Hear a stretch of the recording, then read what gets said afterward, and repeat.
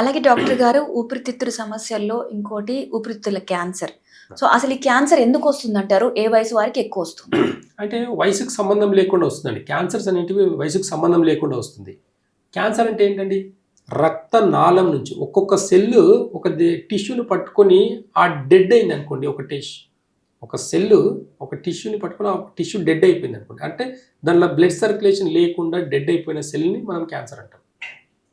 క్యాన్సర్కి ఆయుర్వేదంలో ఉన్నంత బెస్ట్ పరిష్కారం ఈ ప్రపంచంలో లేదండి. కీమోలు లేదు, ఆపరేషన్స్ లేదు, ఏది లేదండి. ఇప్పుడు ఎగ్జాంపుల్ లంగ్ క్యాన్సర్ అంటున్నాం మనం. లంగ్స్లో ఏమవుతుంది అంటే మాలిక్యూల్స్, ఇప్పుడు కరోనా తర్వాత అందరికీ టీకాలు తీసుకొని ఏమైంది అంటే లోపల కొన్ని కణాలు అనేటివి రక్తం గడ్డకట్టుకుంటూ పోయింది. దానివల్ల లంగ్ క్యాన్సర్స్ చాలా ఎక్కువైపోయినాయి ఈ మధ్య. కరోనా తర్వాత ఏవీ ప్రోటీన్ తిని ఏమైపోయిందంటే లంగ్స్లో రక్తం అనేది క్లాట్స్ ఎక్కువైపోయి ఈరోజు లంగ్ క్యాన్సర్స్ ఎక్కువైపోయినాయి. కాబట్టి ఇలాంటి లంగ్ క్యాన్సర్స్కి కూడా ఆయుర్వేదం రూట్ కాస్ నుంచి రక్తంని శుద్ధి చేసే మెడిసిన్స్ ఉంటాయి, రక్తంని మళ్ళీ రీజనరేట్ చేసే మెడిసిన్స్ ఉంటాయి. అలాంటి మెడిసిన్స్ ఇవ్వడం వల్ల కూడా లంగ్ క్యాన్సర్ని కూడా తగ్గిస్తున్నాం. కాబట్టి రూట్ కాస్ నుంచి మనం ఏదైతే చేస్తామో ఒక్కరోజు 1 or 2 months చూడండి, మీరు అద్భుతమైన రిజల్ట్స్ చూస్తారు. కానీ ఎప్పుడైతే డైట్ చేయాలనుకున్నప్పుడు మాత్రమే రండి దయచేసి. ఎందుకంటే మెడిసిన్స్ వేసుకుంటున్నాం కదా, ఏదైనా తినొచ్చు అని అనుకుంటే అది మన సిస్టమ్, ఆయుర్వేద సిస్టమ్, నేచర్కి సంబంధించిన సిస్టమ్ అయితే కాదండి. ఒక డిసీజ్ అనేది బయట నుంచే ఫుడ్ ద్వారానే వస్తుంది. ఒక డిసీజ్ని కూడా రూట్ కాస్ నుంచే తగ్గించుకోవాలనుకుంటే ఖచ్చితంగా డైట్ ఇంపార్టెంట్. ఈ డైట్ పాటించినప్పుడు మనకు అద్భుతమైన రిజల్ట్స్ చూస్తాం. కాబట్టి డైట్తో పాటు కొన్ని ఆయుర్వేద మెడిసిన్స్ వాడినప్పుడు ఇంకా మంచి బెస్ట్ రిజల్ట్స్ ఉంటాయి. ఓకే డాక్టర్ గారు, ఈ లంగ్ క్యాన్సర్లో ఆయుర్వేదంలో ట్రీట్మెంట్ ప్రొసీజర్ ఎలా ఉంటుంది? సింపుల్ అండి. కొన్ని మెడిసిన్స్ ఉంటాయి, కొన్ని పౌడర్స్ ఉంటాయి అనమాట. అవి రెగ్యులర్గా మార్నింగ్ అండ్ ఈవినింగ్ కొన్ని మెడిసిన్స్ వాడుకుంటూ డైట్ చేసుకుంటూ పోతే ఖచ్చితంగా రూట్ కాస్ నుంచి హిమోగ్లోబిన్ పెరుగుతుంది. ఫస్ట్ హిమోగ్లోబిన్ ఎప్పుడు పెరుగుతుంది? డైజెషన్ బాగా అయ్యి అబ్జర్షన్ బాగా అయినప్పుడు, మీ కిడ్నీ ఫంక్షన్ నార్మల్ అయినప్పుడు హిమోగ్లోబిన్ పర్సంటేజ్ పెరుగుతుంది. ఈ హిమోగ్లోబిన్ పర్సంటేజ్ పెరిగినప్పుడు కొత్త రక్తంలో ఎలాంటి డిసీజ్ ఉండదండి. క్యాన్సర్ కణాలు అన్నీ చచ్చిపోవాలంటే కొత్త రక్త కణాలు పెరగాలి. హిమోగ్లోబిన్ మళ్ళీ న్యాచురల్గా కొత్త రక్తం ఎప్పుడైతే పెరుగుతుందో ఎలాంటి క్యాన్సర్ అయినా సరే అండి, బాగా గుర్తుపెట్టుకోండి, లంగ్ క్యాన్సర్ అంటే మన బాడీలో అతిపెద్ద ఆర్గన్ ఏదైనా ఉంది అంటే అది లంగ్సే. కాబట్టి అంత పెద్ద ఆర్గాన్ని కూడా చేంజ్ చేసే గుణం మనకు రక్తంకు ఉంది. కాబట్టి రక్తాన్ని శుద్ధి చేస్తాం. రక్తం శుద్ధి చేయాలంటే కిడ్నీ ప్రాసెస్ని పెంచుతాం. అలాంటి రూట్ కాస్కి సంబంధించిన మెడిసిన్స్ ఇవ్వడం వల్ల ఖచ్చితంగా రూట్ కాస్ నుంచి డిసీజ్ తగ్గించడం జరుగుతుంది. దానికి సంబంధించిన డైట్, లైఫ్ స్టైల్ అన్నీ చెప్తాం. కాబట్టి మ్యాక్సిమం చాలా తక్కువ టైంలో చాలా తక్కువ ఖర్చుతో కూడుకున్న వైద్య విధానం ఏదైనా ఒకటి ఉంది అంటే ఎలాంటి టెస్టులు లేకుండా నాడీ పరీక్ష ద్వారా మాత్రమే చూసి మాత్రమే మీ వ్యాధి యొక్క గుర్తించడం అంటే చాలా గొప్ప విషయం. ఇలాంటి వైద్య విధానం ఒకటి ఉంది అంటే మనం భారతదేశం యొక్క గొప్పతనం చెప్పాలంటే చాలా తక్కువ. కాబట్టి రూట్ కాస్ నుంచి క్యాన్సర్ని తగ్గించుకోవాలనుకుంటే ఖచ్చితంగా ఆయుర్వేద వైద్యాన్ని సంప్రదించి చూడండి. ఓకే డాక్టర్ గారు, క్యాన్సర్ అంటే 4 స్టేజుల్లో ఉంటుంది. ఈ 4 స్టేజుల్లో కూడా ఒక్కొక్క స్టేజ్ తీసుకుంటే ఆయుర్వేదంలో ఫస్ట్ స్టేజ్ అనుకుంటే ఆ స్టేజ్ ఎంత టైం పీరియడ్లో తగ్గుతుంది అంటారు? ఇప్పుడు ఫస్ట్, సెకండ్ స్టేజ్లో తీసుకుంటే 3 to 4 monthsలో తగ్గుతుందండి క్యాన్సర్. ఓకే. అదే 3rd to 4th తీసుకుంటే ఇంకొక 4 months ఎక్కువ అవుతుంది. సాధారణంగా 4th స్టేజ్కి వెళ్ళిపోయారంటే ఇంకా ప్రాణాపాయ స్థితిలో ఉన్నట్టే అని చెప్తూ ఉంటారు డాక్టర్లు. ఇప్పుడున్న జనరేషన్, ఇప్పుడున్న సొసైటీలో మోడర్న్ సిస్టమ్ ఎప్పుడు చెప్తుంది అంటే ఎర్లీ స్టేజ్లో క్యాన్సర్ ఉందని చెప్పట్లేదు. 3rd స్టేజ్ అంటే 4th స్టేజ్ అని చెప్తున్నారు. ఎందుకు ఫస్టే పసిగట్టట్లేదు? ఆయుర్వేద వైద్యం ఏం చెప్తుంది తెలుసా? జస్ట్ నాడి పడితే మీకు క్యాన్సర్ కణాలు ఉత్పత్తి అవుతున్నాయని నాడి పడితేనే చెప్పొచ్చు. ఇక్కడ క్యాన్సర్ కణాలు ఉత్పత్తి అవుతున్నాయంటే రీజన్ ఏంటి? అక్కడ ఏం జరుగుతుంది? బ్లడ్ ప్యూరిఫై అవ్వట్లేదని చెప్తుంది. బ్లడ్ ఎప్పుడైతే మీకు ప్యూరిఫై అవ్వట్లేదో క్యాన్సర్ కణాలు అనేటివి యాక్టివేట్ అవుతాయి. ఏదో ఒక ఆర్గాన్ని పట్టుకొని ఆ ఆర్గాన్ని మొత్తం ఒక డెడ్ టిష్యూగా చేయడంనే క్యాన్సర్ అంటున్నాం.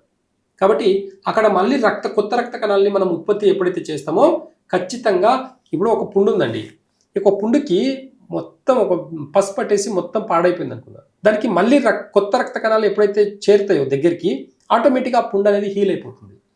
ఎంత పెద్ద గాయమైనా సరే కొత్త రక్త కణాల్లో ఎలాంటి డిసీజ్ ఉండదు. కొత్త రక్త కణాలని పెంచే ఆయుర్వేద వైద్యం అనేది చాలా గొప్ప వైద్య విధానం.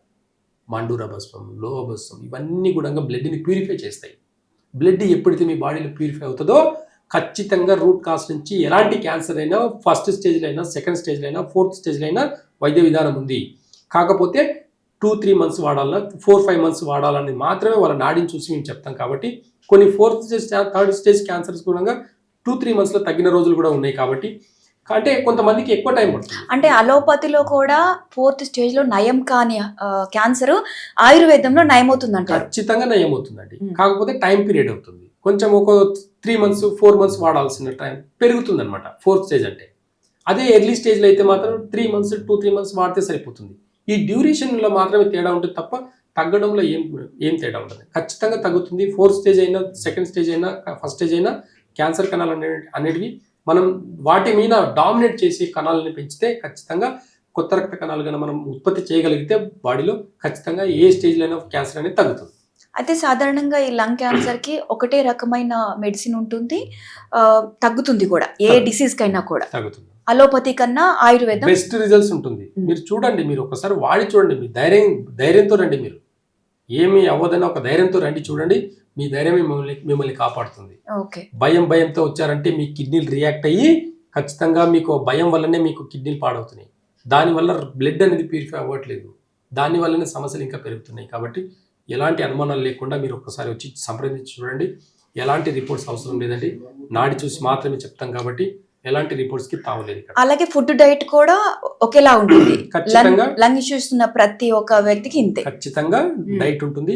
ఆ డైట్ పాటిస్తే మాత్రం వాళ్ళ నాడి వ్యవస్థను చూసి వాళ్ళకి ఎలాంటి ప్రాబ్లం, ఎలాంటి సింప్టమ్స్ ఉన్నాయో చెప్పి వాళ్ళకి తగినట్టుగా డైట్ చెప్తాం, వాళ్ళకి తగినట్టుగా లైఫ్ స్టైల్ చెప్తాం. కాబట్టి రూట్ కాజ్ నుంచి ఒక డిసీజ్ తగ్గించాలంటే రూట్ ఏందో తెలవాలి, రూట్ ఎక్కడ ప్రాబ్లమ్స్ వస్తున్నాయో చూడాలి.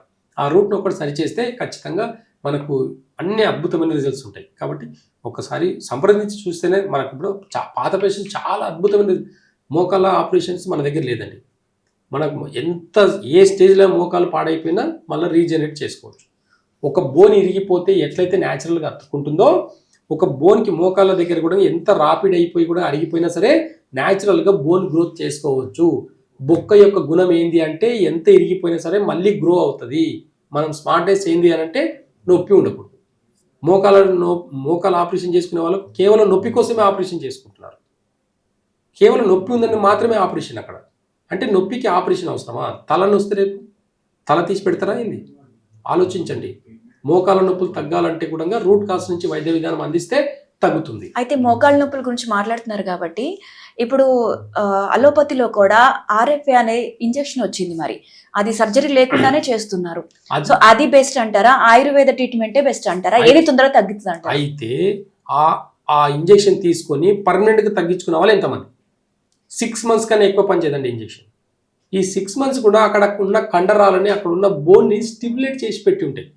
ఒక స్టేజ్ తర్వాత ఆ ఇంజెక్షన్ తర్వాత ఇంకొకటి ఆప్షన్ కూడా లేదండి. అక్కడ బాగా గుర్తుపెట్టుకోండి, ఒక ఇంజెక్షన్ తీసుకున్నారంటే RFA ఇంజెక్షన్ తీసుకున్న తర్వాత మీకు ఇంకో సెకండ్ ఆప్షన్ అనేది లేదు కదా, గో టు డైరెక్ట్ సర్జరీ. ఇంకా మీరు బాగా అడిగి చూడండి, ఎవరైనా ఇంజెక్షన్ తీసుకున్న వాళ్ళు నెక్స్ట్ స్టేజ్ ఒకటే డైరెక్ట్ సర్జరీకి వెళ్ళాలి.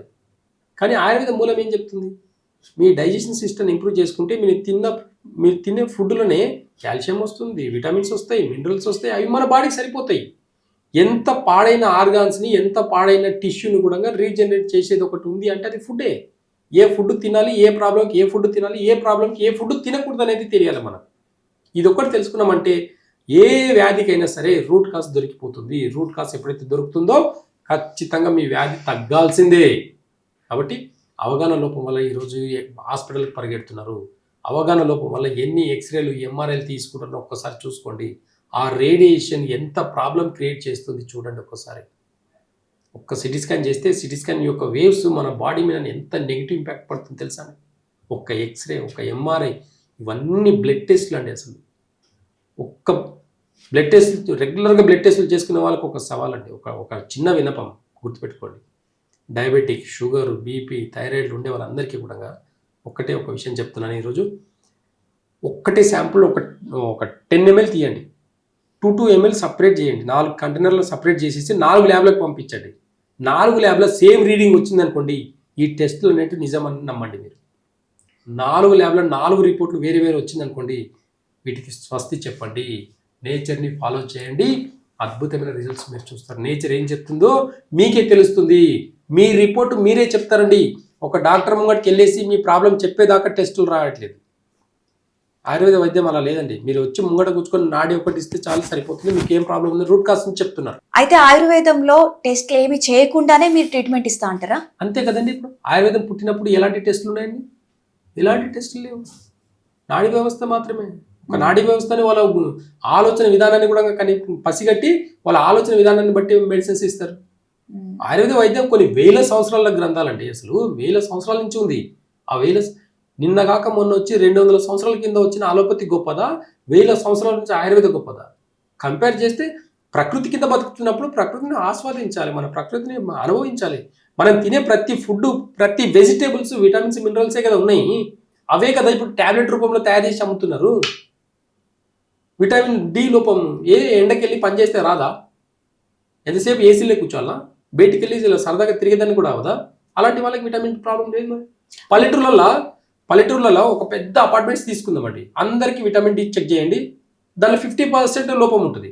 ఒక విలేజ్కి వెళ్ళేసి 50% అంటే ఒక విలేజ్కి వెళ్ళండి, విటమిన్ డి చెక్ చేయండి, ఎందుకు తక్కువ? అక్కడ ఎందుకు అంత రేషియో తక్కువ ఉంటుంది? తేడా ఎందుకు ఉంటుంది అక్కడ? పల్లెటూరులో విటమిన్ డి ప్రాబ్లమ్స్ ఎందుకు లేదు? మంచిగా తిని వ్యవసాయం చేసుకుంటా అలా తిరుగుతుంటారు ఎండకు.